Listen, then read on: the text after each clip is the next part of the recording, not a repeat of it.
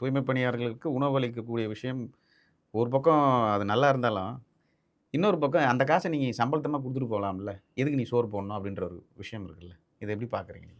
முதல்ல இந்த சாப்பாடு போடணுன்றது நாங்க போராட்டம் பண்ணி தான் அவங்களுக்கு தெரியுது. ம். நாங்க போராட்டம் பண்ணி தான் அறிவிச்சாங்க. நாங்க போராட்டம் பண்ணி தான் சம்பள உயர்வு ரூ. 565 760 குடுக்கணும்னு அறிவிச்சாங்க. ம். நாங்க போராட்டம் பண்ணி இப்ப இவ்வளோ நாள் இருக்கிறனால தான் 200 வார்டுல கழிப்பறை இல்லன்னே கண்ணுக்கு தெரிஞ்சிருக்கு. ம். 200 வார்டுல கழிப்பறை இல்லன்னு இருக்கறதுலே கேவலமான விஷயம். 200 வார்டுல பெண்களுக்கு கழிப்பறை இல்லை, ஓய்வறை இல்லன்றது.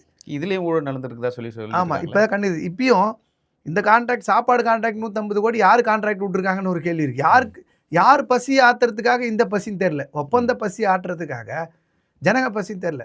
பிரச்சனைனா இவருடைய வெறுமனே உணவு கொடுப்பவர்களாக நீங்க எனக்கு சம வேலைக்கு சம ஊதியம் கொடுத்தா நீங்க 50,000 சம்பளம்.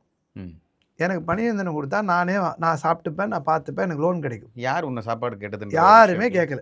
சாப்பாடு வேணும்னு இதுவரைக்கும் எந்த சங்கம் கோரிக்கை வச்சுது? ம். எந்த சங்கமே வைக்கல. இன்ட்ரஸ்டிங்கான வீடியோக்கள தொடர்ந்து நாங்கள் தந்து கொண்டிருக்கிறோம். எங்களுக்கான ஆதரவு என்பது எங்க சேனலை சப்ஸ்கிரைப் பண்ணி எங்க வீடியோக்கள தொடர்ந்து